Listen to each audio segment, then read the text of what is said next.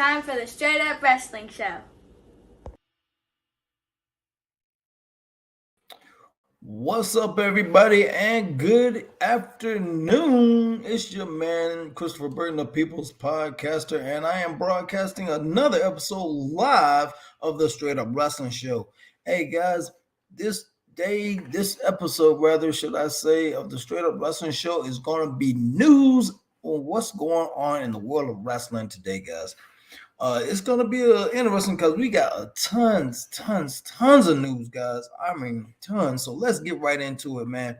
But first, before we get into it now, and I'm also on mine. Before we get into it, depending on what platform you're on, watching this on social media, I need you to do us a favor, please. Hit that like, share, and follow if you're on Facebook. All right, I'll say it again. If you're on Facebook, hit that like, share, follow, and join. And if you are on YouTube, which most of y'all probably will be, hit that like, share, subscribe, and hit that notification bell, ding, ding, ding, for times like this when we're on live. And if you're on Twitch, which we are on Twitch live, and we want to welcome our Twitch viewing audience, if you're on Twitch, do the same thing you do over on YouTube. And if you're on X, hit the like, share, tweet, and retweet and follow. And X is formerly known as Twitter.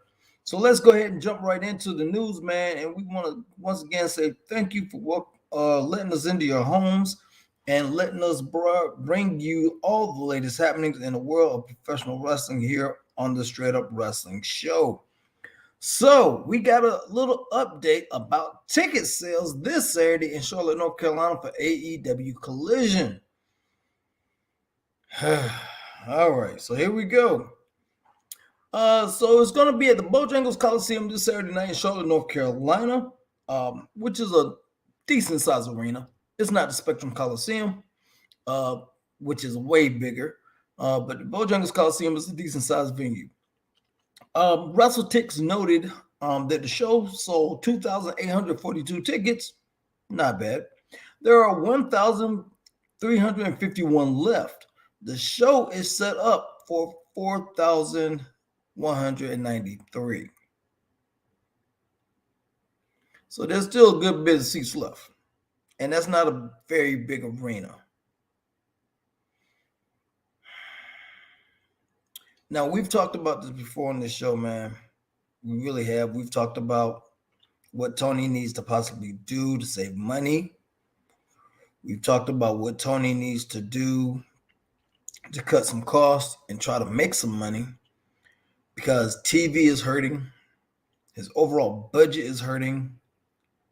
Everything is just hurting him, man, and it's not in his favor. And Warner Brothers is going to get tired of losing money at some point, and they're going to pull him to the side and be like, look here, Tony, you need to do something about this. When and how are you going to make this happen, to make this turn, to start making money versus losing money? Who knows, but it's got to happen, and it's got to happen soon, because AEW has been in the game now 5 years, guys. They're 5 years they've been in this game, and something's got to give. Will Riley, what's going on, man? Glad you made it in. Will, glad you made it in. Welcome in, welcome in. So yeah, hopefully AEW can do something to make that turn and start making money versus losing money, and get that revenue that they need to really be competitive with every wrestling company out there right now. So yeah. All right. So next off, we got news about Roman Reigns. And D Skills, what's up, man? Glad you made it in. TK is going to end up paying to be on TV. He probably will, man. He probably will end up paying to be on TV, which is bad. That's not a good look, man. Yeah, I mean, if you're on TV, you want people to pay you, and then you pay other people accordingly that need to be paid. But when you're trying to be on TV, that's not a good thing, man. That's not a good thing. Green Randall, what's up, man? What's going on? Did you guys see they realized the Elimination Chamber poster? Grayson Waller is not even on it. One of the best Aussies in the business today. Definitely gonna hurt Chick. Oh my gosh, man. Come on, man. Come on, Green Randall. Really, man. You think just because he ain't on there, nobody's gonna show up? Because I mean, Grayson Waller isn't on the poster. Come on, man. Come on, Green. I need you to do a little bit better, man. Come on, brother. Come on. But anyway, let's keep it moving, man.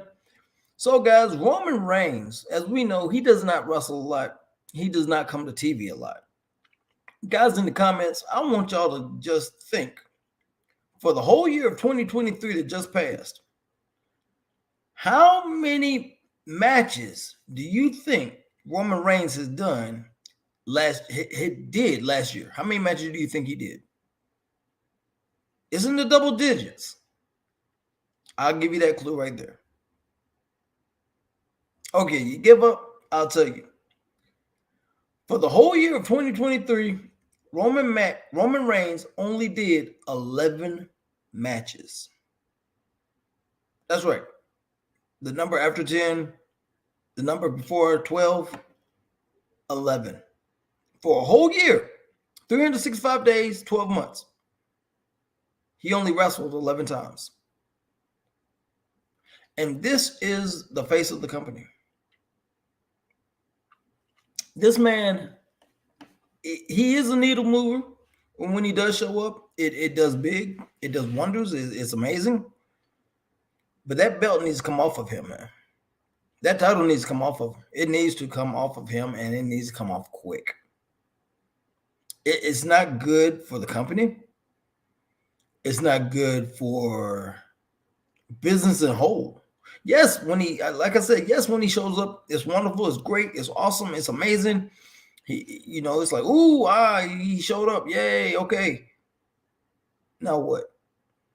When you gonna wrestle? That's right, these skills. That's right. He only had 11 matches, man. 11 in a whole year. 365 days, 12 months. That man only wrestled 11 times.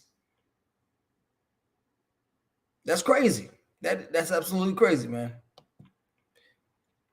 Our girl Alma Clark on Facebook. What's up, Christopher Burton? How are you doing this afternoon? I'm doing wonderful, Alma. I'm not doing too bad, cold or flu. I'm not doing too good. Oh, no, bad cold or flu. Oh, no. Sore throat, coughing, my head off, prayers needed, B90. Oh, Lord. Man, y'all keep Facebook user and friend of the Straight Up Wrestling family, Alma Clark, in your prayers, man. She's kind of down and out, a little bit under the weather. Y'all keep her in prayers. And Alma, hey, drink plenty of fluids, take your medicine, and do everything you got to do to get back, man, because, yeah, whatever it is, it's going around bad, man, because I know a lot of people are kind of down and out right now with sickness, people I work with, and even my own brother, man, he's kind of down and out right now. So, yeah, guys, take care of yourself, man. This weather change and this flu season is going to be rough, all right? So take care of yourself, Alma, and get back, okay? Green Randall says they should cancel the chamber and just host a 3. What the world, man? Green Randall. Okay, Green, you tripping, man. You tripping. You tripping, Green. Man, Z1, what's going on, man? Glad you made it in. Ain't seen you in a while, man. Where you been? Bye. Where you been? Glad you made it in, man. Good to see you. Glad you made it in. But yeah, and D Skills says, hold on, let me get back here. Reigns is on that Brock schedule. I guess it depends on how much merch is selling. Well, man, he sells merch, man. People sells his merch. I mean, I'm sure him and Cody are I would say him, Cody, and now CM Punk are probably the highest top merch sellers in the company as of right now. I would definitely say. Yeah, I would definitely say that. So his merch is selling, man. So I don't know, man. He's definitely on a cakewalk schedule, man. And it's not good because you want somebody that's going to be there, defend the title, and he gets to pick and choose what pay-per-views he gets to be on, man. Come on, man. Because you probably won't see him again wrestling. Like I said, obviously WrestleMania, you'll see him there. And then after that, you probably won't see him until SummerSlam. Or when they go back overseas to Saudi Arabia. That's it. That's it. HBT checking in, man. Hope you feel better. Alma, definitely praying for you.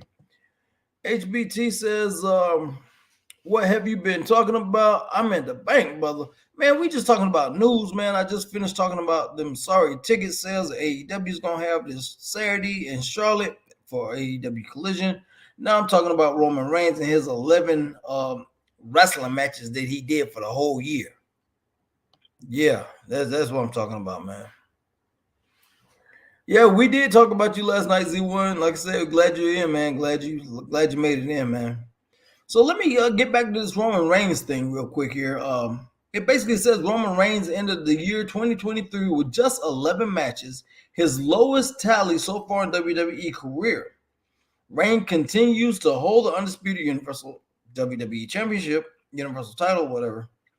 Out of 11 matches, 4 of them were at non-televised events in Toronto, Cincinnati, Mexico City, and Kansas City, wrestling only Sami Zayn and Rey Mysterio twice. What in the world? Man, that's bananas, man. That's bananas. Reigns did 7 premium live events with the Royal Rumble, Elimination Chamber, WrestleMania 39, Night of Champions, Money in the Bank, SummerSlam, and Crown Jewel. Oh, gosh. His opponents were Kevin Owens, Sami Zayn, Cody Rhodes, Jimmy and Jey Uso, LA Knight, and 2 of those matches being tag teams bouts, teaming with Solo Sikoa. As of today, Reigns stands as champion for 1,216 consecutive days. What the world, man? What in the world? That's ridiculous, man. Roman, if somebody's watching this and Roman just so happens to hear this or see this some kind of way by an act of God or Congress or some kind of miracle, Roman, you got to do better, my boy. You got to do better, man. The fans deserve better. Yes, you've been a good champion. Yes, you've held it for a record amount of time. But what is the point if you don't defend it? What is the point if you aren't on TV? What is the point if, Roman, you just got to do better, my boy. You just got to do better. You got to do better. All right, now moving on. Like I said, we got a lot of news to cover, guys. We got a lot of news, but thank y'all for coming in. Thank you. Raquel Rodriguez explains why she's been off television for several weeks. I hate to say it, I didn't even know she was gone, but yeah, she's been gone for several weeks. So let's see what she got to say. It has been a while since we've seen Raquel Rodriguez on television, and now the former NXT Women's Champion revealed why she's been missing in action. In a video posted on IG, Rodriguez said last month she was diagnosed with mast cell activation syndrome. MCAS is a condition the patient experiences repeatedly episodes of symptoms such as hives, eczema, and other allergies. Wow. So it sounds like she's basically got skin allergies and stuff. That's what it sounds like she's got, man. That's itchy. Ah, that ain't good. Yikes. Ooh, Alma, you thought you had it pretty bad. Good Lord. Making me itch just thinking about it. God. Rodriguez said that in December, it really got bad to the point where she couldn't travel or go to the gym and wrestle. Oh, wow, man. Hope she gets better, man. Quote from Raquel, quote, basically, I was red, swollen, and there was a lot happening in this area, her face, physically, end quote. She said, adding that she did not want to be on camera or even look in the mirror. Wow, that's bad, man. I hope she gets better, guys. Golly. Now she's back home in Texas, where she's has the full support of her family, and thanked everyone for reaching out and reminding her that she didn't have to go through it alone. Her last match came in WWE non-televised event in Portland, Maine, losing to Nia Jax on December the 3rd. Wow. And all these articles, guys, I'm basically reading from, we have posted on our Facebook group. You can go in and read them for yourself. And the article I'm reading about Raquel Gonzalez Rodriguez. Right now, it actually has the video that she posted on Instagram, where she basically explained everything and what's going on. But like I said, all these news articles and everything are on our Facebook page, so go over and check it out. And hey, like I always say, tell a friend, tell a friend, tell a friend about the Straight Up Wrestling Show, guys. You know what I'm saying? That's how we grow. That's how we become the hottest, how we became and are still the hottest and the baddest wrestling podcast on the internet, bar none, hands down. I said what I said. Go tell that. Yeah. And yeah, I said what I said, and Cat Williams has nothing on what I just said. And you know I'm lying on that. Now, Cat Williams got me. Okay. So, wow. After all this time, guys, we're moving right along. We're going to knock this out, man. So I'm not going to hold you too long, but we're going to knock these articles out, guys. But check it out. The Velveteen Dream. Yeah, that's the name we haven't heard in a while. Patrick Velveteen Dream Clark finally apologizes. I'm sorry, I was wrong. After all this flipping time, he finally sucks it up and apologizes. What the world? Patrick Clark, the man formerly known as Velveteen Dream in NXT, dropped near 5-minute apology video following a controversial few years that led to his firing from WWE, asking for forgiveness and admitting he was wrong. It took him this long to admit that he was wrong. Pride is a bad thing, guys. Pride is a killer. Pride is a killer. All right, here we go. This is what he said. Quote, I take full accountability for my behavior over the last 3 years of my life. Yeesh.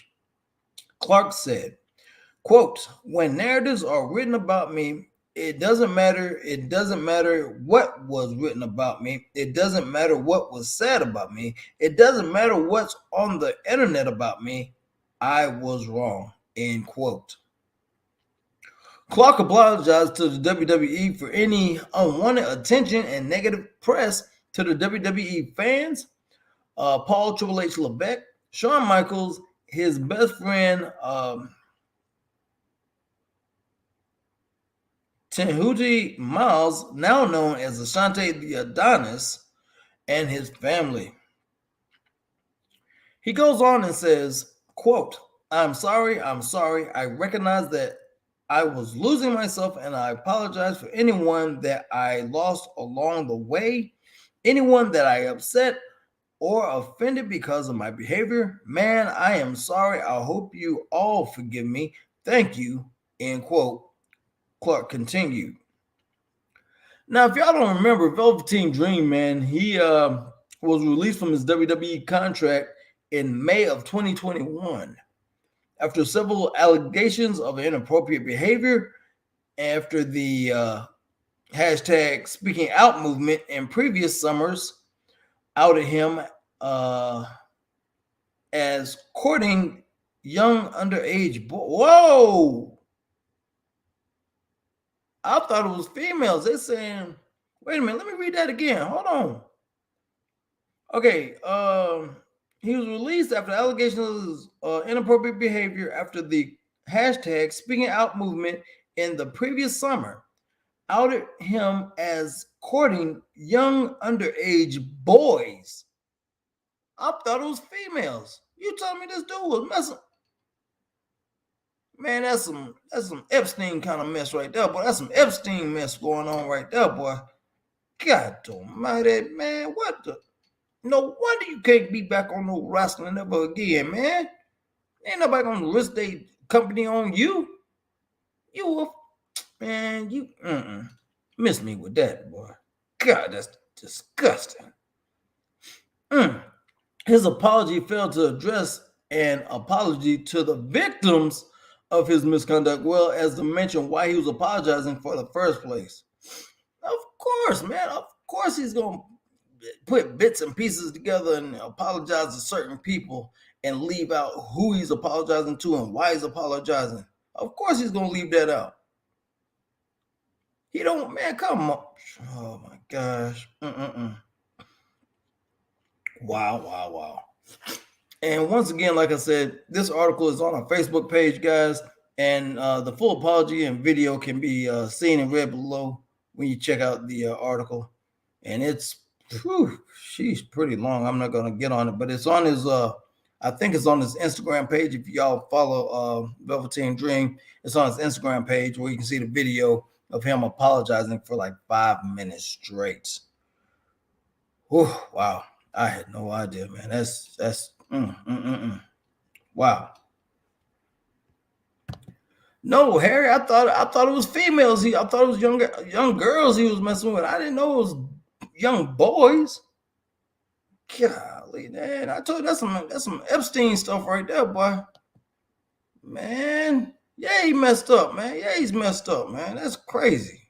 Golly. All right, so we got some news on The Rock here, man, who just returned this past Monday night on Raw. The Rock on his latest return, quote, "We're just getting started." All right, so see what this article says here. Dwayne "The Rock" Johnson has hinted that his appearance on Raw 2 days ago is not a one-off, and more things are yet to come. Reacting to his day one surprise, Johnson wrote, quote, "It all hits differently. The theme, the crowd, the connection, the reaction to the electricity, the chills, the mana. Hell of a way to bring in 2024. Grateful, blessed, and inspired to forever be the people's champ." End quote. Huh. And as we all know, he said he wants to sit at the head of a table, and we're trying to figure, as a wrestling community, we're still trying to figure out how this is going to work. Is Cody going to have to take a back seat? When is Cody going to get a shot, or if Cody's going to get a shot? Is Cody going to possibly be the one to still take out Roman, or will The Rock already have the title and be the head of the table by then? I don't know what's going to happen. Everybody's speculating, man, and it's just rumors are running rampant. Speculation's going crazy. So I don't know, guys. I don't know. And just like he delivered the head of a table punchline, quote unquote, at the end of his appearance on Raw, The Rock had another tease which will make fans more happy. Oh, wow. And he said, "We're just getting started," quote, end quote. He added, "A match between The Rock and Roman Reigns has never looked so close to happening than now. Elimination Chamber in Perth, Australia will be the perfect location with the background of 60,000 fans in attendance." Wow, that would be, yeah. During their appearance with the Pat McAfee last October, The Rock talked about how they discussed having a match with Roman last year, but the stars didn't align. Nothing that he didn't want just one match. He wanted something bigger, which the fans will remember forever. So it could possibly be Elimination Chamber. We might see it. Who knows? I mean, I don't know. But plans always change in wrestling, and nothing's never necessarily etched in stone. So we're going to see what happens. We're definitely going to, here at the Straight Up Wrestling Show, definitely keep an eye on that story as it unveils, and we will bring you the latest happenings and news of what's going on with that story with The Rock and Roman Reigns, and when, where, how, and who. All right, D Skills. Sasha showed up in New Japan. This is after a report about WWE and New Japan. We're talking about working together this year. Coincidence? I saw the video, man. Okada was in the ring. He just had a match, and I think he just won the New Japan heavyweight title. And he was in the ring talking to the fans like he always does. And then Sasha's music comes out because she just had a match, and she had won the title. So both of them were in the ring just standing there chilling and showing off the titles. So these skills, I don't know. I just saw that on X, man. So this is going to be interesting how they work this out, man. But here's the thing. Sasha's supposed to be signing with AEW. So this thing it's a lot going on, man. It's a lot to digest. It's just a lot because she's supposed to be signing with AEW. We all know that the talks fell through, or should I say supposedly and possibly fell through with WWE. Now she's supposed to be going to AEW for 5 years for $95 million, which is god awful ridiculous. but yeah, so I don't know what's going on. But speaking of Sasha Banks, man, and I'm glad you brought that up, these skills, because that's a perfect segue to this article I'm about to read about Sasha Banks, or Money Monet, or whatever you want to call her, Mercedes Monet. Um, Mercedes Monet's theme has been pulled from Apple Music and Spotify, so you can no longer find it on Apple Music or Spotify. Wow, that is crazy.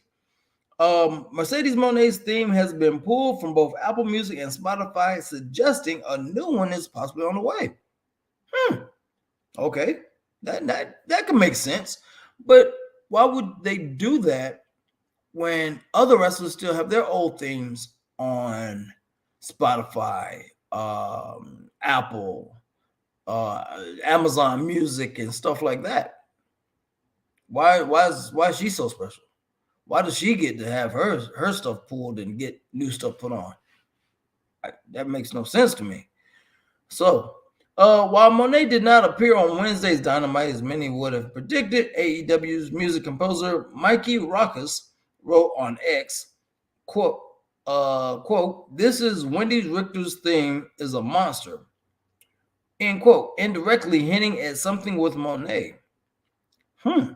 The Wendy Richter reference was made by Toni Storm during the World's End post-show press conference, where she said, "There's quite the free agent out there with money written all over her." Then she said, "Wendy, quote, Wendy Richter, I'm going to F you up," end quote.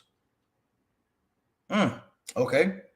Storm was obviously referring to Mercedes Monet, and everyone in the room got what she was saying.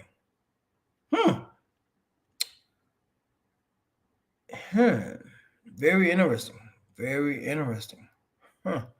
Very, very interesting. We're gonna see what's gonna happen with that. We're definitely gonna keep our eyes on that situation for sure.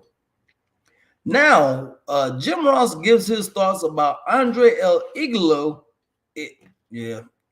Andrade.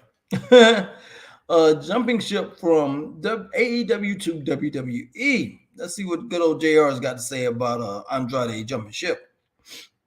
On the latest episode of his official podcast, quote unquote, quote, Grilling JR, end quote, the WWE Hall of Famer, legend, AEW broadcaster, team member, shared his thoughts on the talents of Andrade, as well as his decision to part ways with AEW and return to WWE.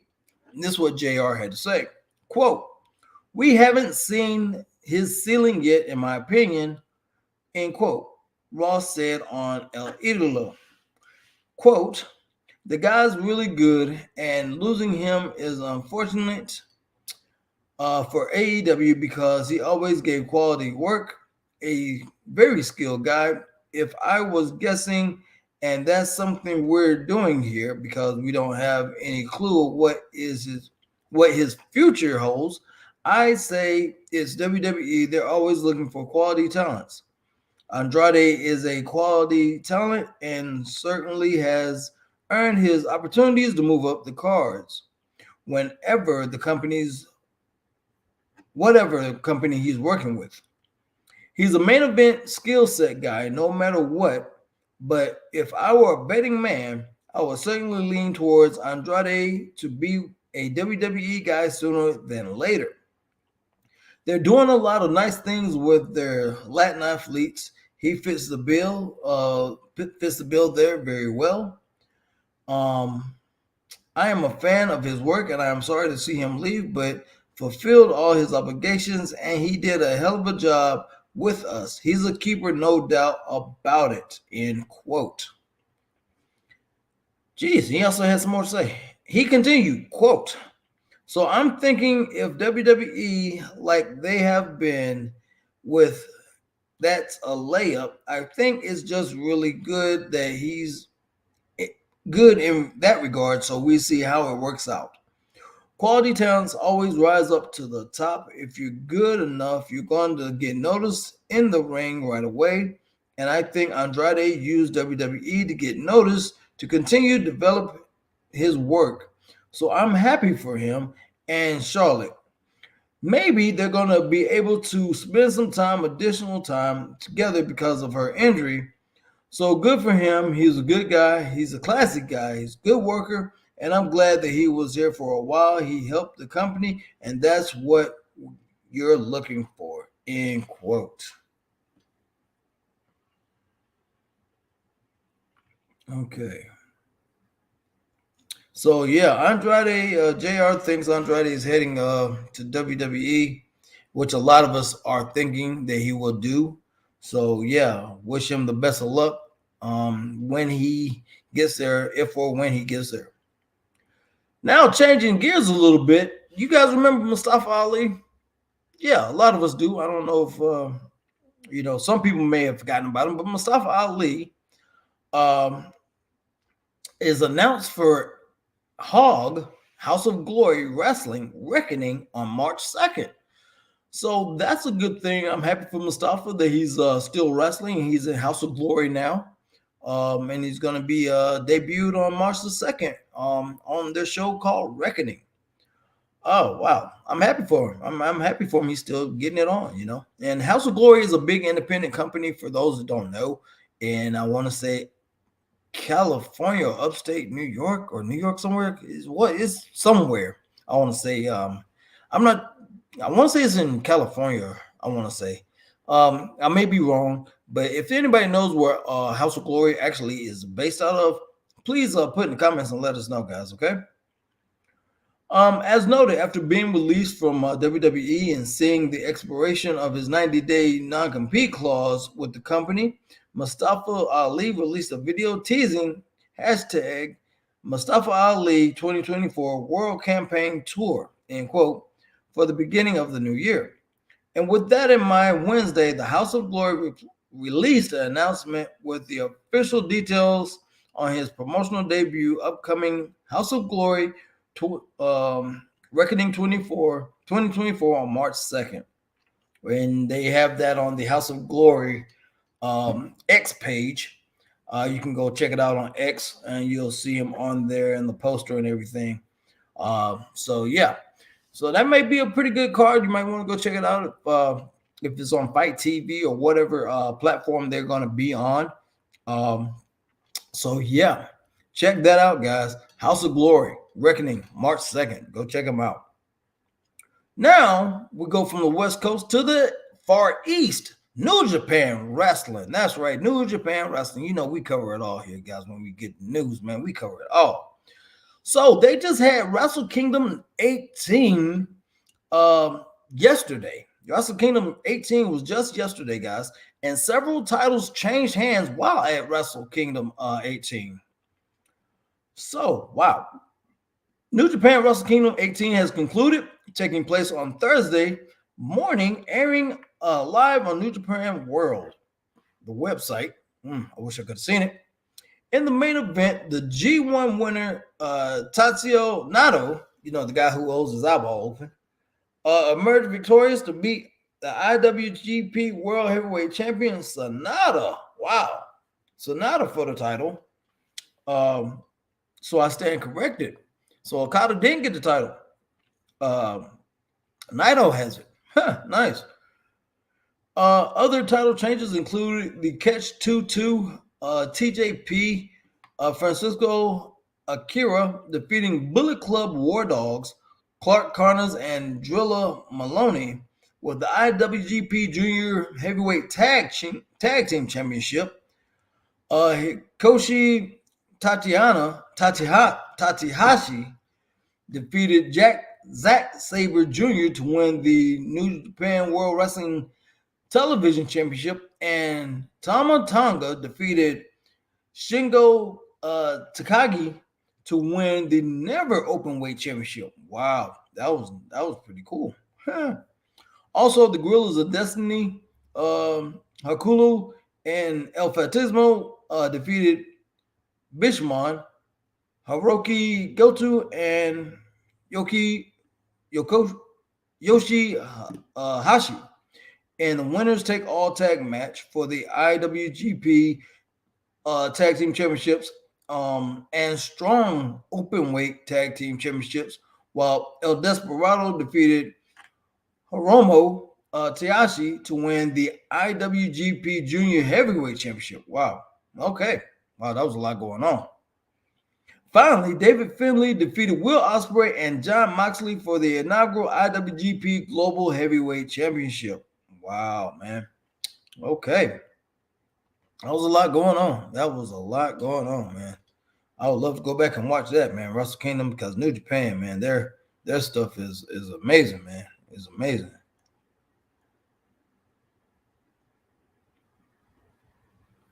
Just 1 second, guys. Sending a text to my brother. He tried to right quick. Excuse me, guys.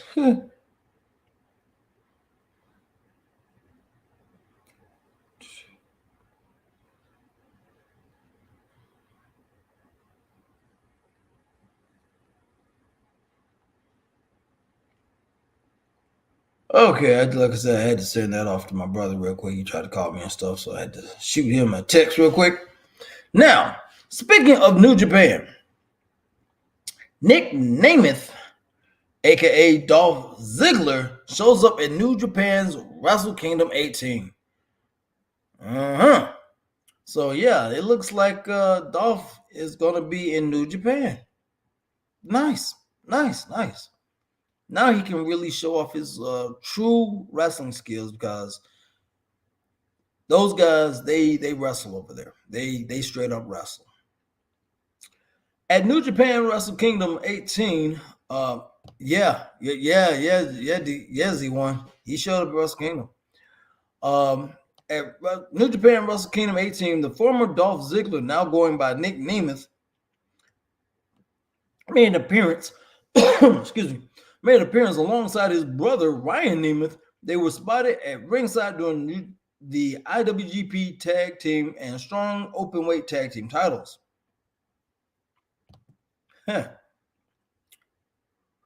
I think, is better for him than AEW. Now, Z1, what? Now, I want to ask you that, man. I'm gonna put a pin in what I'm talking about.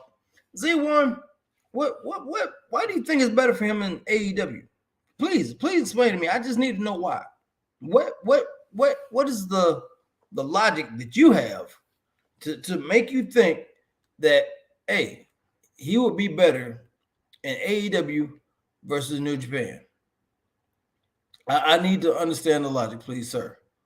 I mean, I'm not knocking your logic and why you think it, but I just want to know why you think it's better for him in AEW. I think it's better for him than New Japan. You know, I mean, New Japan, you probably won't get as much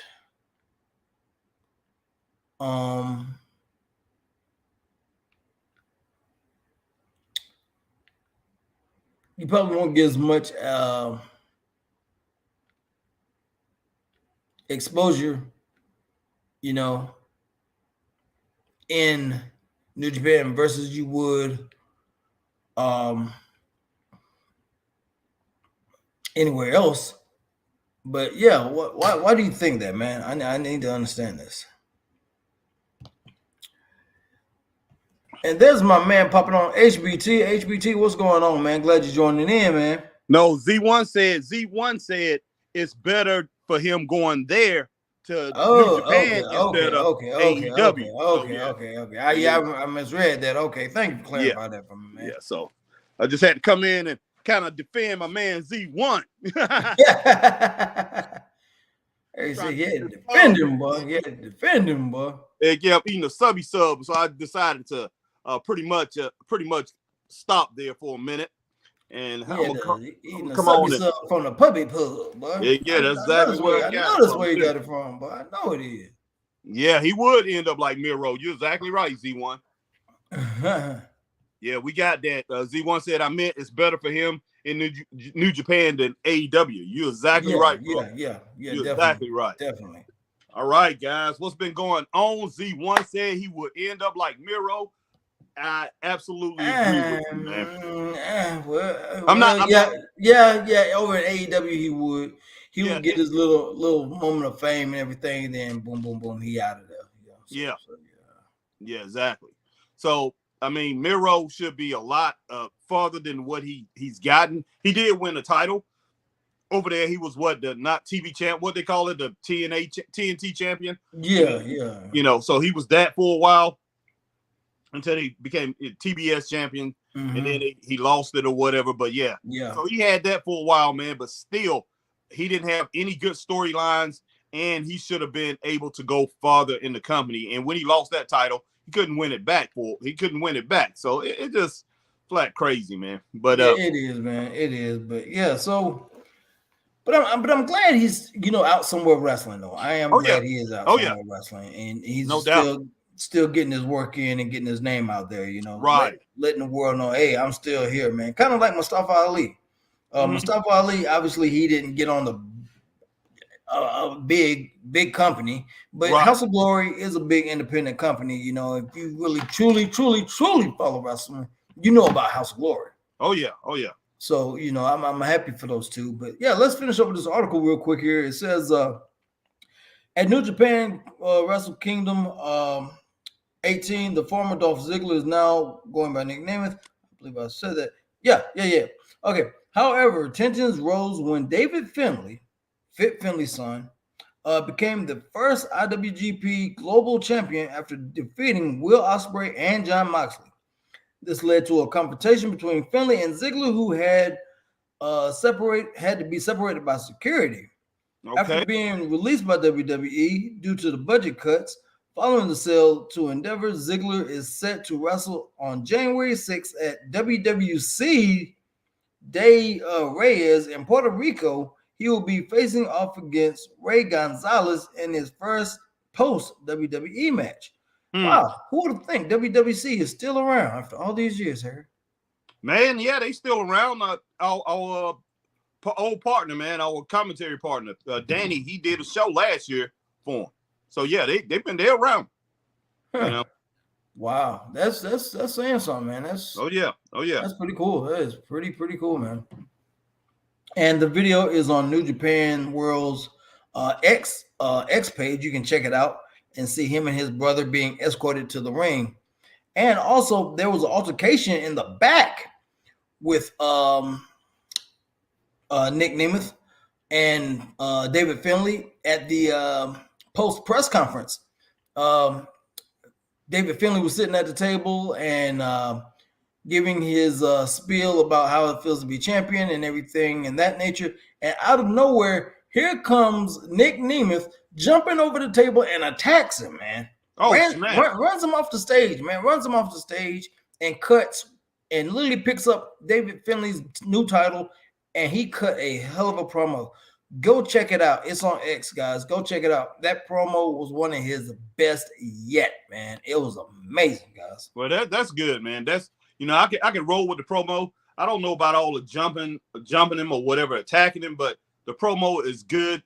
I can kind of understand, doing a surprise kind of attack, him being in New Japan Pro Wrestling now and coming with a different persona. I can kind of see that a little bit, but I don't know, man. It seemed like wrestling for some certain reason, everybody wants to attack, man. Attack. 2024, man, they're going to have to slow that down. They're going to have to slow that down and get back to the basics of wrestling. Sometimes, like you said, he had a great promo. Sometimes that's all you really need. Somebody come out, a great promo, coming out, confronting the guy will be better than just basically attacking. But hey, it is what it is, man. But yeah, I definitely hope that they kind of like calm that down a little bit. All right, what's up, Z1? Z1 said, question, guys. How long do you give AEW to close or purchase by an outside company or be purchased by an outside company? Seems like it's heading that way. It definitely does, Z1. I don't know. I was thinking. Question. I was thinking on that. I was really thinking on that last week. I was like 8 months to a year. 8 months to a year. I think Tony will be at his wit's end, and he's gonna be trying to make some serious decisions on exactly what he's gonna do. Because Tony, one thing I give him credit for, Tony has, he's even admitted up until a few days ago, they still haven't turned a profit. it's been 5 years, man. Yeah, 5 years. It's been 5 years. Yeah, They right. still haven't turned a profit. So that company's still in. That's the company still in the black, man. Well, they're in the red. The company's still in the red. It makes no kind of sense, and he's got to figure out how long is he ready to, how long is he going to continue to push out the mustard and don't get anything back. He continued to push out that mustard seed without getting anything back. So we gotta, he's got to make a decision on what he's gonna do. Well, his dad will make it for him. From what I understand, his dad gave him $100,000 seed money to start his company up, and he's been digging into his inheritance to keep the company up. So I'm just like, dude. That's not good, bro. That's not good, man. Yeah, so he's digging into his life inheritance, man, into his own money to keep it up. But his dad did give him $100 million to start the thing. To get involved. Well, Cody and all those guys got together and started it. But he came in and bought it up and became the chief executive officer or the president, the owner of the whole thing. Yeah.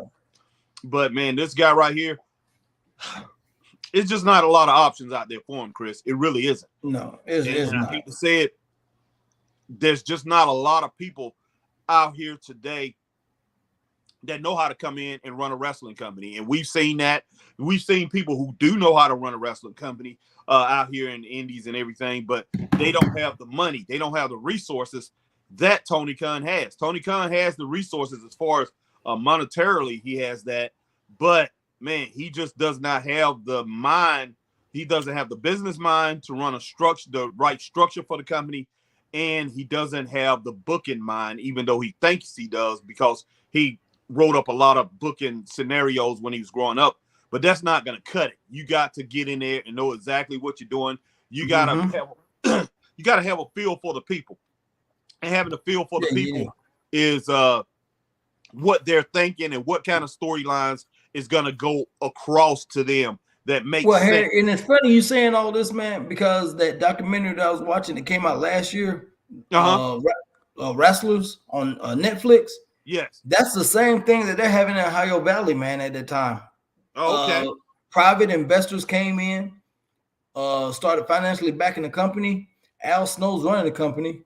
And it's just it's a mess, man, because they think, okay, we're losing money at an alarming rate. Right. We're losing money at an alarming rate. And we got to do something. We need to go on tour. We need to go on tour and do all this and go on tour. And Al Snow's like, his mind is like, oh no, we need to be on TV. They were like, but TV's costing us money.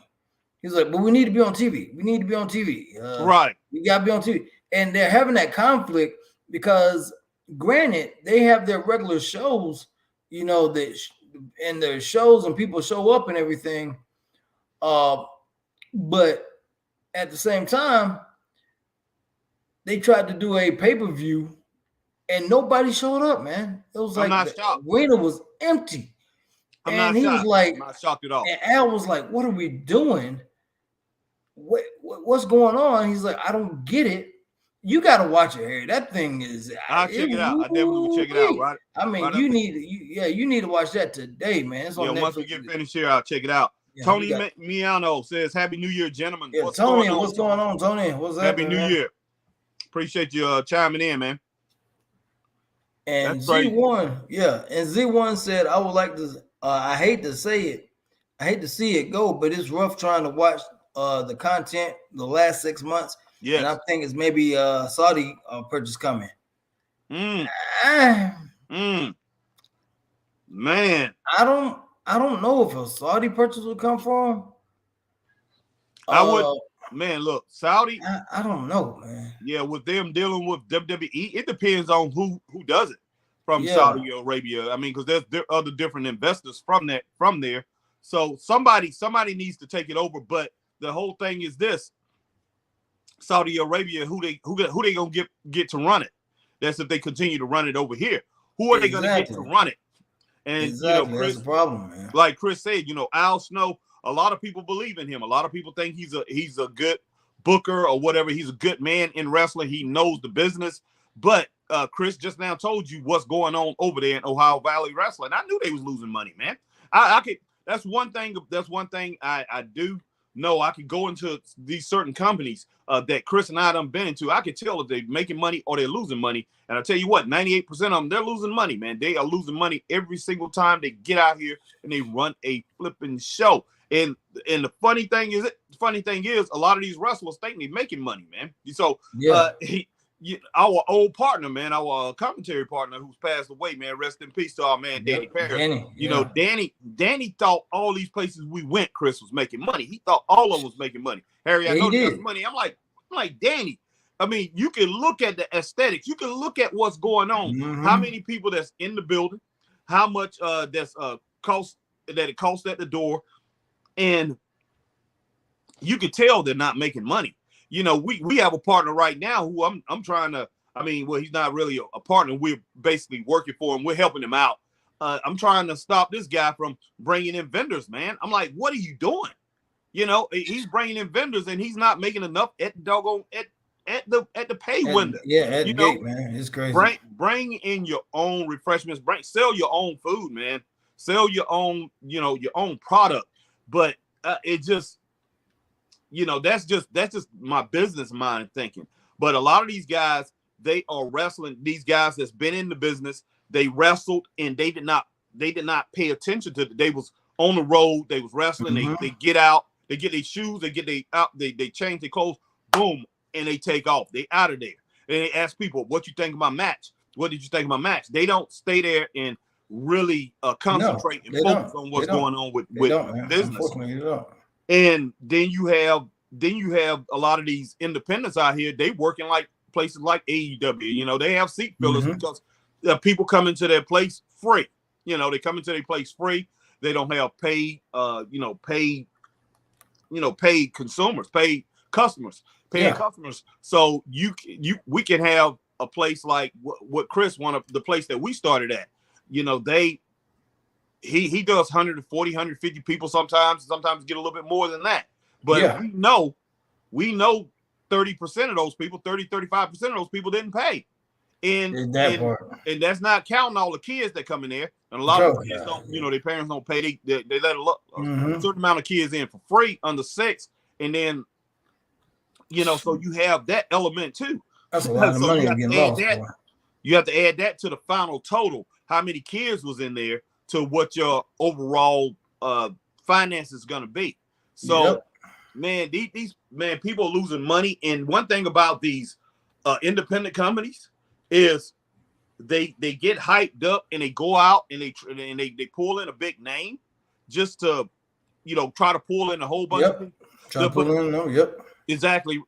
And the whole thing about it is you pull in a big crowd. If that big crowd, okay, you might pull in a big crowd that one time, or then probably 5-6 weeks down or 2 months down the road, you pull in another big name. You want that big crowd to stay there every week, even if you don't have that big name. Yeah. So if you can't do that, if your product is your underneath product after that big name is not good enough to sustain your audience, if you don't think it's good enough to sustain the people that came in, that where the people gonna be like, oh man, I want to stay and watch this guy. I want to stay and watch, let's say the guy's name is Gary Competitor, or let's say the guy's name is Glenn Johnson or something like that, or Darius McCray. Say that these are the name of the wrestlers that you have on your undercard that's under that big name, that these are your regular wrestlers that usually come. If these people can't get interested in them, if you know in your mind that these people cannot generate outside of your regular crowd, then no need for you to bring in that big name. No need for you to be trying to market something outside of the box when you cannot draw with what you have.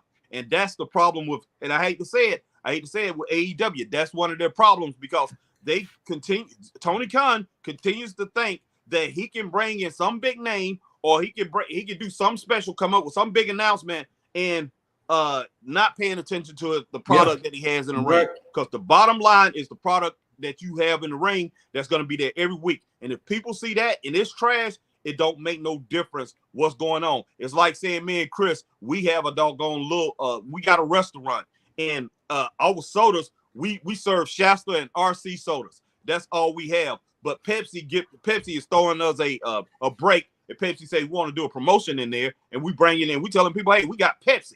We don't have Pepsi. We got decent food, but we're gonna have Pepsi. We're gonna have Pepsi tonight. So some people call, oh, they got Pepsi, so I'm gonna go there. I'm gonna go ahead and get me some food or whatever. And then next thing you know, we don't have Pepsi again for maybe 3 or 4 months down the road, and they want to come back in and do a new promotion, another promotion in our restaurant. They give us Pepsi for the night, and whatever. What's the new drink they have?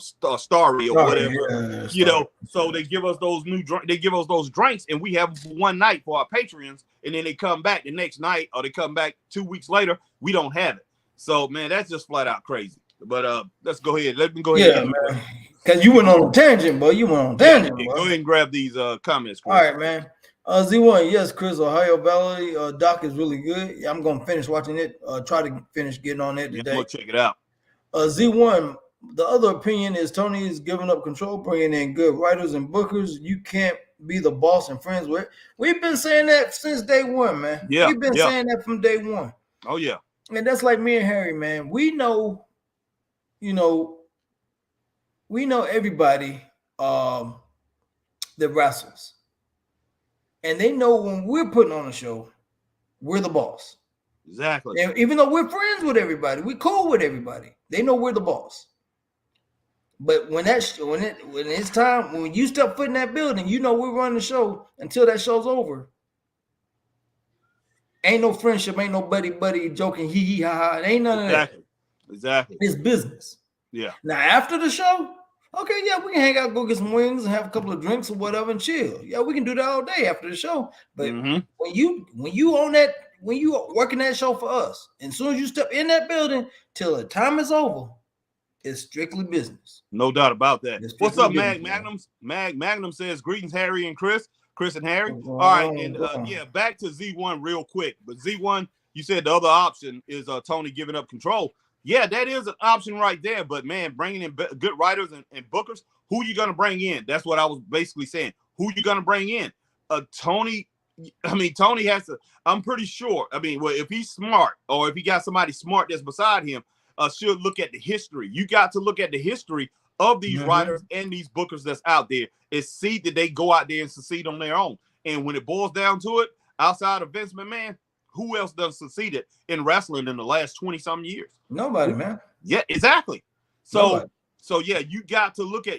So my whole thing is go take a shot in the dark. You got to go take a shot in the dark and find people that has a heart for wrestling and maybe know what they're talking about and give them a shot. Because if you trying to find somebody that's competent enough to come in and run your company, right, and be able to book and make compelling storylines, the people that's already in this business, man, most likely it's not going to happen. I just don't know why, but most likely it seemed like to me, people in this wrestling business, and I hate to say it, but people that's already in the business, and a lot of people out here on the independent scene, they have lost touch with reality with the fans. They have lost touch. They have, they might, with the fan base that wrestling has now, the niche fan base, because it's a niche group of fans. Oh yeah, they might be in touch with them and putting on a lot of silly things that a lot of people in the IWC or whatever wants to see. But man, that Heresy is silly, boy. I hate to say that. I really hate to say that, but man, my whole deal is this: if you're in the wrestling business or whatever business you is, those customers that's outside of the building, those are the people that you want. The people that's already in there, hey, like I say, they don't need a doctor. They're good. They don't need a doctor. Just like saying going to the doctor. The doctor don't need patients that's already in there. Doctor need new patients. So man, you need new customers. The people that's outside and the people that's coming across the TV screen or coming across their computer and maybe see a little bit of that wrestling, those are the people that you want to grab. And if you can't do that, man, you are in trouble. And Tony Khan, I hate to say it, man, I just think he's in a pickle. It is what it is, man. Go ahead, Chris. All right, so let's move on here, guys. Natalya releases a statement commenting on her 17-year anniversary in WWE. Wow, man. Long Yeah. time. Today is a big day, and this was obviously published a few days ago. But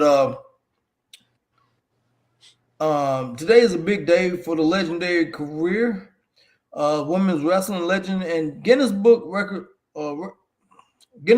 of Records favorite female wrestler took the X today, releasing a statement commemorating her 17-year anniversary of WWE, the day she signed her first contract with WWE. Quote, today is 17 years since I signed with WWE, end quote. She wrote, quote, again, and my love for this business has only grown. I've never taken a single day for granted because I've learned early that the amazing position I have is leased and never owned, end quote.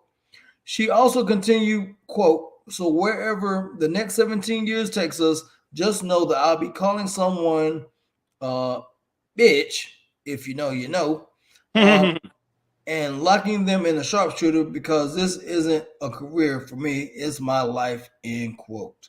Okay. So congrats on Natty making 17 years in the WWE, boy. Yeah, 17 years. That's magical as far as being in the business. Anything that you can do for 17 years. I mean, especially if you. I mean, it's definitely something like that, boy. God Almighty. Yeah, it's definitely special if you could do it in a sport. I mean, in an athletic event. So yeah, so big ups to Natalia, man. Yeah. All right, Mag says Harry's energy is definitely back. Yeah, thanks, Mag. Definitely, man. I'm getting there. Almost. I'm probably at 85, 90%. Trying to get up a little bit more. But yeah, and we also got some news about Charlotte Flair. Okay. Charlotte Flair issues a lengthy statement from a hospital addressing WWE hiatus. All right, the Queen has surfaced. Charlotte Flair took to social media on Thursday evening to issue a lengthy statement on X, which features photos of her in the hospital bed. The statement reads as follows: friends, family, friends, and fans. Thank you all for the positive and beautiful messages and flowers. I feel so supported in every way. It has taken me a few days and many tears to wrap my head around everything. I have happened to be an expert in overthinking this, and for the first time, I've been truly scared for the unknown, but also feeling like I am losing what I am most proud of, and that's being an athlete. I don't like showing physical weakness, and this has left me feeling exposed. A process I know I'm going to grow from, but very new one to me. This was a huge blow to me mentally and obviously physically. Going into 2024, 23 was a roller coaster, and I am trying to stay positive, and maybe this was the only way to stop, refocus, rebuild, and eventually reconquer again. I can't think of this year's SmackDown locker room enough. I can't thank this year's SmackDown locker room enough. I've enjoyed every second and will be rooting from the sidelines. I have been a bad guy for most of my career, but this year was different for me. I cherished every hug, high five, fist bump of this year at live events, and for the first time in my career, it felt comfortable to in my own boots being the good guy. I learned so much as a performer and plan on starting off right where I left off. Okay.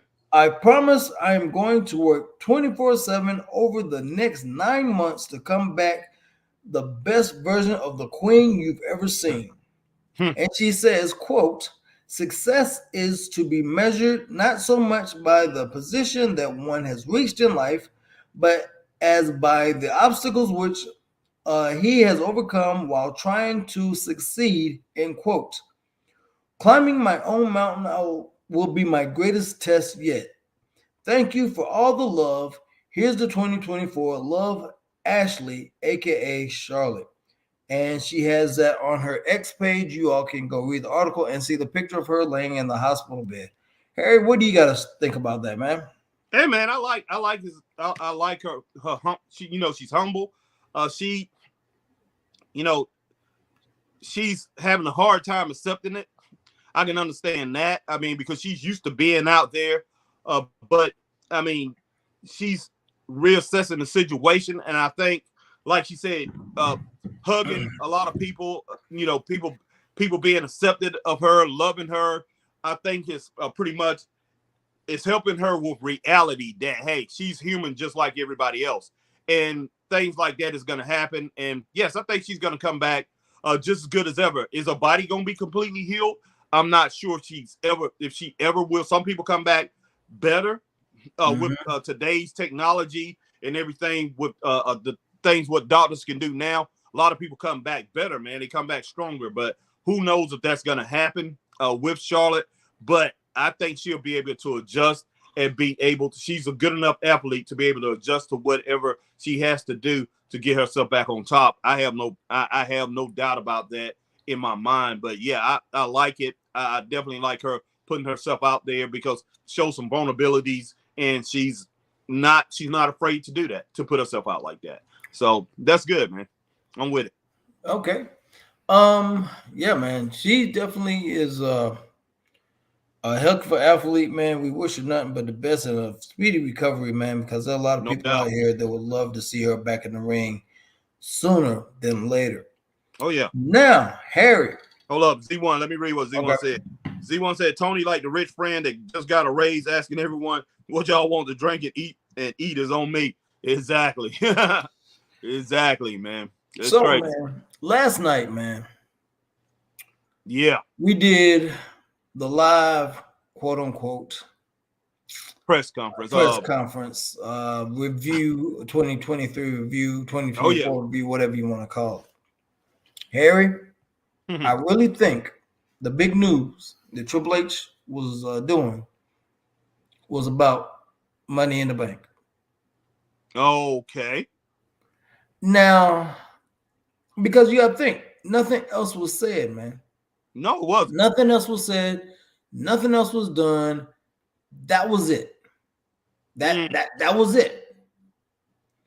So we know Tony, geez. We know Money in the Bank is going to be in Toronto this week, and all the events are going to be up there in Toronto that weekend. Right. So, man, I'm really, truly feeling that's what Triple H had planned, man, and he just posted on his X page. But they made it sound like it was going to be a big press conference just so you could watch the review of what's going to happen in 2024. Yeah. I think they really duped us, man. I mean, because this is what the article basically says, man. WWE announced that Money in the Bank will be taking place from the Scotty Bank Arena in Toronto, Ontario, Canada, Saturday, July 6th. The company will hold 3 back-to-back events, the same arena, Friday night SmackDown on the 5th, NXT Heatwave on Sunday, July 7th as well. More information on ticket sales will be announced in the upcoming months. To learn more about registration and pre-sale opportunities, please visit the website, and they have it on the article. Quote, Toronto is an amazing city, which is a passion for sports entertainment, said WWE Chief Content Officer Paul Triple H Levesque. Also, quote, we're excited bringing Money in the Bank to Canada for the first time. We're continuing to lock down the most globally focused schedule in company history, end quote. Ray, what's up? What's up, Ray? This will be the 4th premium live event to be taking place outside the United States in 2024. The Elimination Chamber next month in Australia, Backlash in May in France, and Bash in Berlin in Germany this August. Harry, take it away. Your thoughts. Well, man, look, I really do think for some reason that Tony Khan and whoever else got together on this, they did it, man, to make sure they brought eyes to the screen. Because look, Peacock, they have got to have people, man, to watch these shows. Yeah. They can't just have these shows on there and pretty much justify having these shows when people not watching. So you're right. they did do a good job. They did a great job last night, you know, by bringing a lot of the stars on and giving their comments about what's going to go on in 2024. But they had to add that little bit of bait and switch there. That's yes, what that's they all did. it is. Yes, they did. Add that little bait and switch there to pretty much bring the eyes to the screen. And there was nothing else after that. And then they had, like you said, it was concluded on yours, but on mine and on Ray's and on some other people, I think Mag said, but I think it was Mag and Green Randall or whoever, they were saying that it kept saying that something was going to happen. Coverage will begin soon, you know, begin shortly. So they kept us in suspense, like, oh, we're going to do this. We didn't try to dupe you or whatever. So they left it out there and made us think that, hey, something could have happened. Something technically could have happened. And so we all pretty much went away not upset. Now, if they just would have just ended it, we wouldn't have had no speculation. We would have been like, why in the world? It's over. It's what's going on here? But they kept that thing going for another 30 minutes like it still was going to come on. So, you know, people were just like, well, okay. Because I looked at a couple other podcasts, man, last night, and they was talking about it. And they said, okay, they got us. They were saying the same things that we were saying. And they said, well, they got us to watch. They got us to watch. So that's what they did, man. Watching. But it was good, man. I mean, last night it was good, but still, they shouldn't have wasted our time there for 30 minutes after that, acting like something else was gonna come up because people have other things that they can be doing. But either way it go, man, is like I'm pretty sure they didn't just grab WWE fans, they grabbed AEW fans too. Oh, good Lord, man. Yeah. Both companies like to look over and see what else if they have a big announcement, they like to come over and see what in the world's going on. So they was able to grab some new fans. I don't know if those fans gonna stay, but they might have grabbed, you know, out of every 20, maybe one is intrigued with what was going on and saying, okay, I'm gonna check out WWE. So when it boils down to it, it was a win for them. Hey, we lost because we didn't get Triple H coming out saying something, but it was a win. And that's what we expected. That's what we expected, man. Exactly. It's the same thing. Same thing, man. Just like a car lot or something like that, somebody bait and switch you. You get in there and you see all the other cars or whatever. You might think about, hey, going to that car lot if you see something really good, you know, or going to a retail store or whatever. If you see something really good, they come in, oh, we don't ran out of that. You know, we only had 100 and they didn't have any. But they just telling all the customers coming in, oh, we ran out of that. You know, you came in too late or whatever. But you look around a store, everything's shiny and everything look really good. You might be interested in something else. So these people that came there and they was waiting that whole time, they was able to check out what was going on in 2023, the end of 2023, and what they're talking about, what's going to be happening in 2024. So you had them getting some new fans or fans that used to be involved with WWE getting excited about what's happening and might turn back on the TV, check that out. So it was a win for them, man. It was a win for them. It was a big win. You can't deny it. It was a huge win, man. No doubt. A huge win. So I mean, wow, man. It was they got us, man. They got us, man. They man, Ray said, "Come on, Harry, smile. You look like you're about to knock someone out." All right, man. Sorry about that. I try to look intimidating. I'm not trying to look intimidating or whatever. I just have that look, man. I don't. Man, you know it's been 45 minutes, man. Harry ain't popped nobody in the mouth yet, man. He dying to pop somebody in the mouth, man. Yeah. All right, man. All right. So, man, we got some more articles here, Harry, man. All right, go on. I'll be right back. I'll be right back. And I'll wait for you, Harry, because this one is. This is about TKO Holdings, man. This is going to be interesting. But, guys, we want to thank y'all for coming in, man. Those that have come in, thank you. We appreciate it, guys. And we need y'all to do a favor, guys. If y'all are on YouTube, man, which some of you guys are,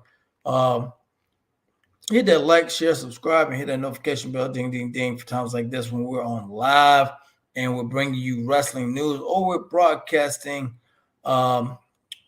Raw, SmackDown, or AEW. And if you're on Facebook, which some of you guys possibly are, hit that like, share, join. And if you're on Twitch, and we're live on Twitch, and we thank you guys for coming in on Twitch, hit that. Dude, basically, if you're on Twitch, do the same thing you do on YouTube, guys. That's as simple. And if you're on X, hit that like, share, tweet, and retweet, and follow the Straight Up Wrestling Show. X is, if you don't know by now, the formerly known as Twitter. There you go. That's simple, guys. That's simple. All right, guys. Yeah, but we are on here, man, and like I said, we appreciate you guys on here. I'm waiting on Harry to get back so I can talk about this interesting post, man. This post about to be interesting. This about to blow his mind, boy, right here, boy. Hurry, Harry, you need to hurry up and get back, man, because this is going. I don't understand this one. This, when I saw this, I was like, oh yeah, Harry's got to hear about this, boy. He got to hear about this. He got to hear about this all right, man. day. Go ahead. I'm waiting for Hunter, but let's go ahead and get this rolling. All right, man. So, Harry, your favorite company, TKO Holdings, man. Now, this is interesting. New investors pop up after buying tons of stock of TKO stock. Okay. Now, when I tell you who did it, this is going to blow your mind. I ain't figured this thing out yet. All right, so WWE has a lot of money coming in, and their deal to merge with the UFC brought even more investors out of the woodwork. Now they have news about a new investor that is quite interesting, Harry. TKO Group Holdings is a publicly traded stock as TKO. They can be bought and sold by anyone, including official and titles. That brings a lot of possibilities on who can get a piece of WWE and UFC's actions. Okay. Wrestling Observer newsletter noted that TKO Group Holdings saw the, you ready for this? All right. Alaska Department of Revenue buy up over $1 million of stock. Why? That's what I'm wondering. Alaska Department of Revenue? Wow. Harry, you got a business mind. I got a business mind. Yours is a little bit stronger than mine. Man, look. Make it make sense. And it says now, and it also says the State Department of Alaska Department of Revenue purchased about $1.15 million of TKO stock. That's ridiculous. Harry, please try to make it make sense. Man. Please try to make it make sense. Please help me. Look, that must be a state investment thing, and they trying to add to the portfolio of people that's retired in Alaska. Maybe they need that money with the influx of people coming in, and they need it for, to ante up the retirement, the Social Security or something like that in Alaska. That's the only way I can make it make sense.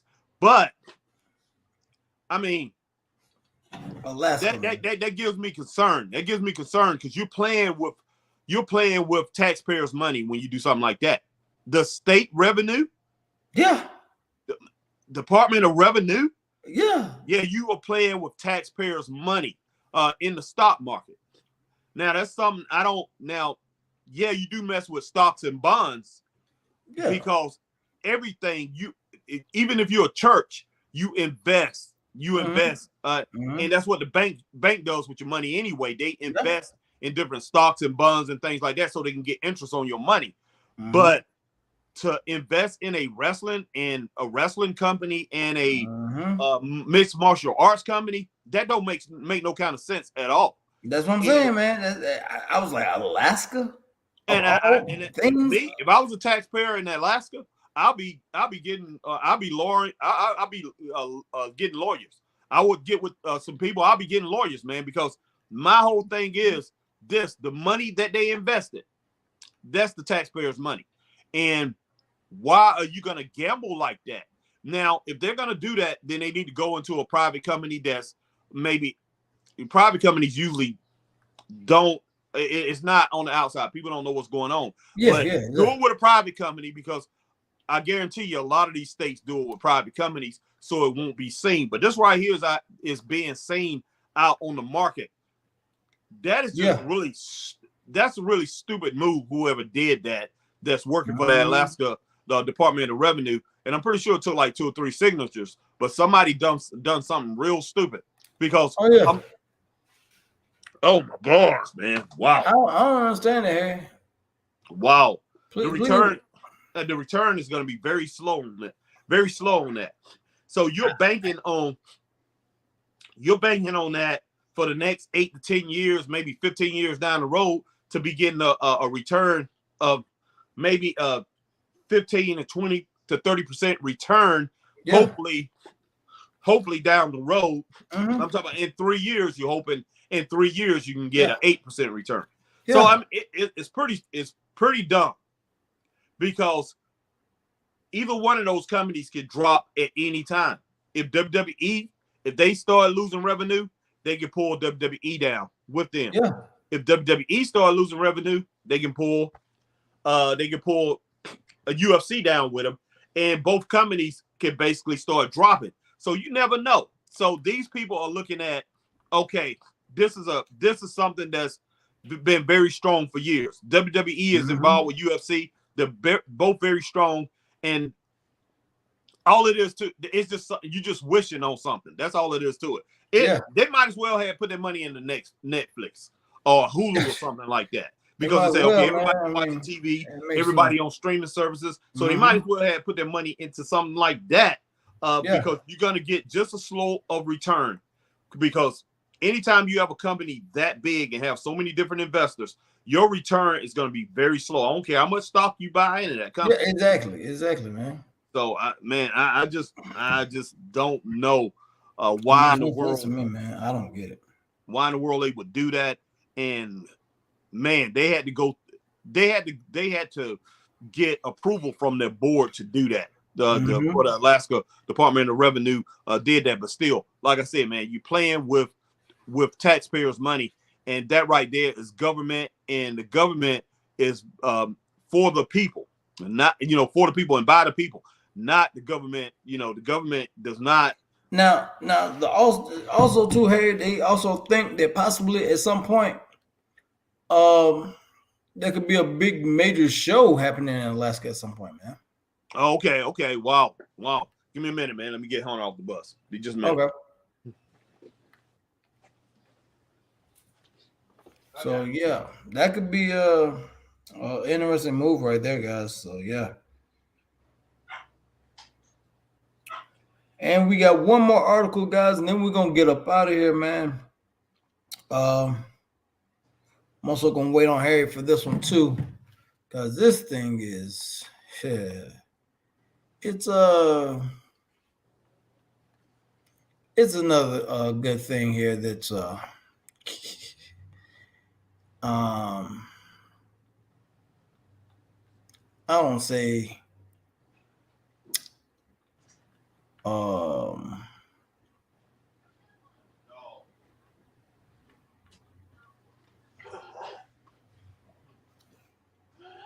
it's interesting because it has to do with TKO again, guys.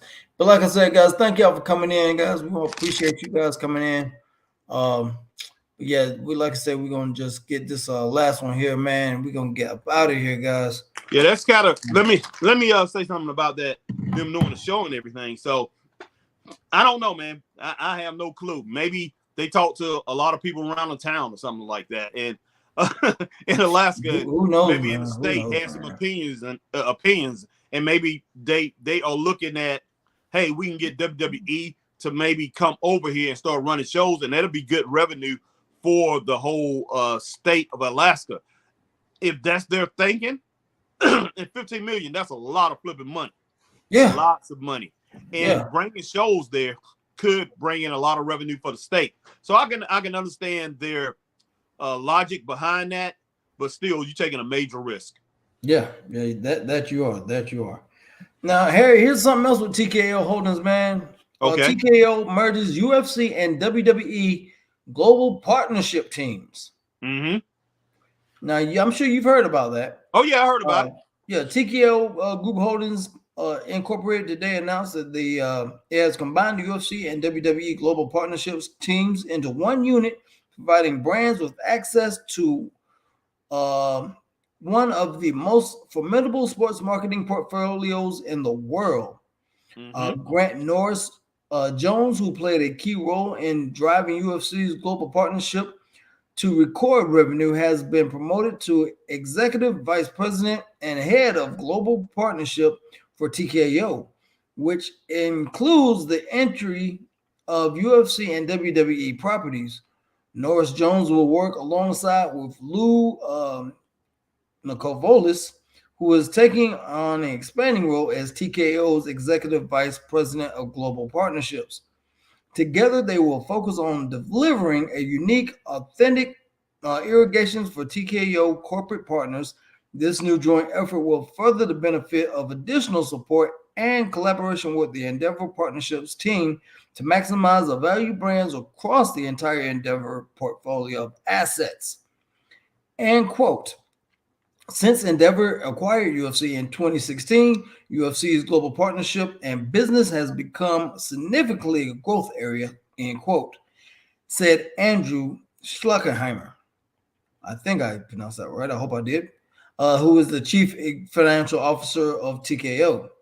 And quote, we believe WWE's partnership business has similar potential. Together with UFC and WWE, creates a sports marketing powerhouse with hundreds of live events per year and reach that is equal to or better than the world's biggest sports properties. The newly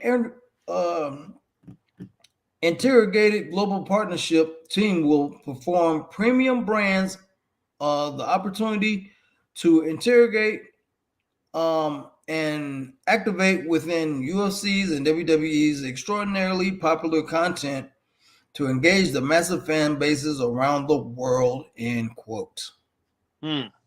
Well, they didn't mention Vince's name in that. But everybody knows, well, the people in the know, Vince spearheaded all of that. He spearheaded all of that. And they basically not using Vince's name because they said Vince's name is toxic. But Vince, he did all that. So give credit to Vince McMahon. And Vince McMahon is the only one who has the global reach that TKO Holdings won't. Nobody in the UFC has that. Dana White has a huge name here in the United States, England, and a couple other places, but nothing like Vince McMahon. WWE is already a huge global name. And what they are banking on is that name, the WWE taking UFC even more global and it competing with the biggest sports property. And they're talking about the NFL. They're talking about the NBA. They're talking about a Major League Soccer. So they're talking about baseball, all that, man. Yeah, look. Boy, boy, look, man. WWE is going to drive this thing. It's going to drive it. They're going to put on more shows. I don't know if that's good or bad, Chris. I really don't know if that's good or bad, what they're going to be doing. I don't know either, man. They supposed to be coming up on a big cut to pretty much drop down some of the revenue. And now they're talking about cutting talent. So look for a big talent acquisition as far as talent being cut. So, a lot of these huge, they've been cutting people out of the front office. And that's $300,000, $400,000 here and there. Everybody that works there. Guys, I'm kind of getting sneezed up a little bit now. But they've been cutting those people out. But cutting wrestlers out is going to be, instead of 300, 400 million, it could be $2 million, $3 million by cutting wrestlers, different wrestlers. So look for talent to be cut. They probably still will be adding other wrestlers coming in, but they're going to get them at a lower premium than what they're getting now. What you have to do is when you say it's going to add hundreds of shows, which one's going to take the bulk of those shows? It's going to be wrestling. Yep. It's going to be wrestling. They might add 20 maybe to 25 UFC shows to that that extra 75, 80 that the WWE is going to have. And WWE will be going around the world, and the WWE will be doing more house shows here and probably even more overseas. Oh yeah, definitely. So what we have to look at then is burnout. Okay, you got to look at burnout with people that work for you, as far as the wrestlers and everything. You got to look at burnout for the UFC guys. And UFC, you know, they fight every few months or whatever. You know, fighter might fight every few months or maybe twice a year. So do they have enough quality people to do that? So now you start getting to that point where you're looking at quantity over quality. Okay, saying quantity as far as, okay, we're going to bring in more people, maybe bring in more eyes, bring in more money. And you're looking at quantity over quality, which can hurt your product down the road. 2-3 years down the road, where people be like, okay, it's a burnout happening here. All right, they got too many UFC events, they're not good. Too many WWE events, they get to the point where they're not good. You know, so man, they really got to watch it. And my whole thing is this: with Vince McMahon in the back scenes doing all this, you know, he's making all these major moves. He's making moves to benefit him. You know, he's not in charge of creative no more with WWE, but he's making moves to benefit him. So all this stuff looks good with Vince McMahon, and he's putting people in all these positions that I don't think they're ready for, Chris, because he is giving TKO a structure, a business structure that the WWE has ran for years, but he's putting it on a global scale. I don't know if these people, everybody that's in the UFC is ready to handle all these extra duties and everything that they're getting. Well, they better be ready, man. Because I don't know if TKO Holdings is ready for this, because the whole thing about TKO Holdings is, man, they are a bond company, they're a holding company. They are used to buying up companies and selling it off. They might sell something to Bailey Sports. They might buy up something and sell it off, a piece of it to ESPN and Disney. That's what they are used to doing. Sell it off to CBS Sports. That's what they're used to doing. They're not used to doing all this other stuff that they're being appointed to now. So we'll see how that happens. And you know, does Vince have all the energy? Because these guys got to be trained. Vince, Nick Khan, and all these guys, they might not be putting their name out there, but they got to train these people. Mark Shapiro and what's that other dude, man? Ari Emanuel. He wasn't used to doing that stuff. They did not do that. They was just in charge of a holding company. Buy, sell. That's all they be doing. That's all he was used to doing. So for them to get out here and look, I'm pretty sure Vince approved it because he's the head of the table. I'm pretty sure he approved all this stuff. But TKO is getting out here like, hey, we some big major business or whatever, and we are, you know, man, they're pumping their ass out, Chris. That's all I have to say, man. They really are. They're making bold moves. They're making bold moves by two people that they look at Vince McMahon and Dana White having their back. That's all it is to it. Without those two, they're dead, man. They don't have nothing. But that's all I got to say about that. But hopefully, man, this thing works out well. It depends on how much energy Vince has left. It really does. How much energy he has left. I know Dana has a lot of energy, but Dana does not have the business acumen that Vince has. So this thing is gonna come out pretty good, man. I think it might come out pretty good, but as far as them getting to the point where they competing with the biggest name brands out there in sports, I don't know if that's gonna happen, man. But hey, we're gonna see, man. I mean, best of luck to best him, wishes to him, man. You know. But man, guys, we've been on for a while, and like I said, man, thank y'all for coming in. We wanted to just, go over a lot of news that's happening in wrestling today, and a lot has happened, man. And a lot is happening. I know a lot more is to come. So thank you for chiming in and giving your 2 cents and your thoughts. Everyone that came in. And speaking of, let's see, we had Will Raleigh come in, D Skills came in.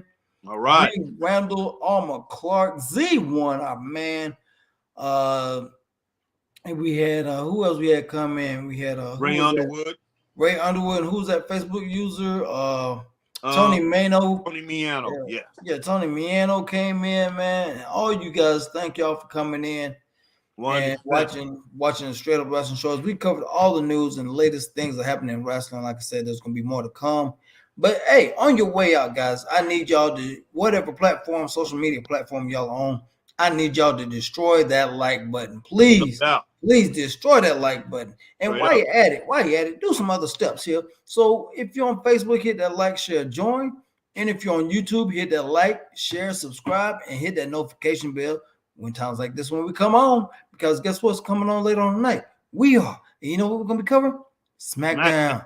That's right. We're going to be on SmackDown later on tonight. So, yeah, you'll know about it. Hit that notification bell. And if you're on Twitch, which we are on, live on Twitch, hey, guys, on Twitch, just do the same thing you do on YouTube. It's that simple. And if you're on X, formerly known as Twitter, hit that like, share, tweet, and retweet. And what else, Harry?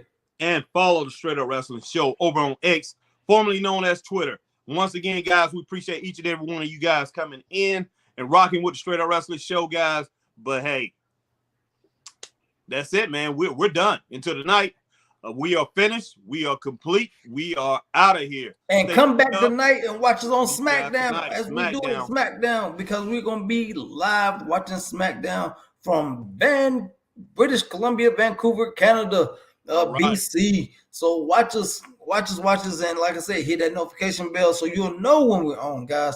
All right. And with that being said, hey, 2 fingers in a split. We're out of here. Stay straight up. Peace.